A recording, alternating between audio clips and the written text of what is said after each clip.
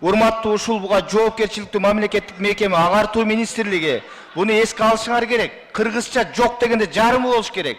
Эгерде эмки жыл андай болбосо катуу чара колдонобуз. Кана мамлекеттик тилди өнүктүргөнүңүздөр. Орусчаны азайткыла таптакыр. Бүт бардыгын кыргызчага өткөрүшүңөр керек. Эң туура маселе көтөрүп атат.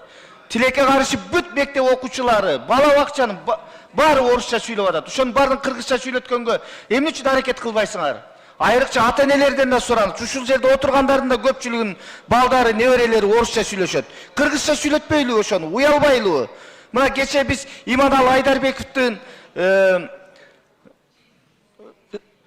айылына атын берип стелласын ачтык. Ушулар ошол эле Касым Тыныстанов, ошол эле Абдыкерим Сыдыков, Жусуп Абдрахманов, Абдыкадыр Орозбековтар азыр бизди кыргыздын ушундай орусча сүйлөп, кыргыз тилин жерип атканыбызды көрсө, бизге наалат айтмак. Ошол аталарыбыздын эмгеги күйүп кетип атат. Эгерде ушинтип биз кыргыз тилинде сүйлөбөй, башка тилде сүйлөй бере турган болсок, жакынкы жылы анда биз улут болбой калабыз, урматтуу депутаттар. Биз өзүбүздөн баштайлычы, ушу балаларыбызды, неберелерибизди кыргызча сүйлөтөйлүчү, ошолор менен кыргызча сүйлөшөйлүчү. Эмил мырза, кыска. 4-чү микрофон. 3. Рахмат, урматтуу төрага. Кыргыз тил мыйзамын колдош керек. Мен колдойм, добушун бердим. Кол көтөрсөм көрбөй калдыңыз, төрага. Бирок тактап кетчү нерсе бул маанилүү.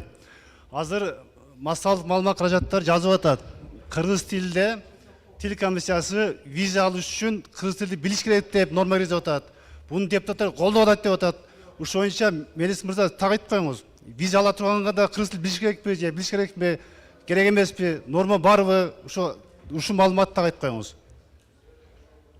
Рахмат, урматтуу депутаттар. Күн тартибинде кийинки маселе боюнча Чолпон айына корутундусун окусаңыз болот. Сиз процедурныйдан берип атасыз, жооп берилбейт. Укту, түшүндү, кагаз жүзүндө берет жоопту сизге.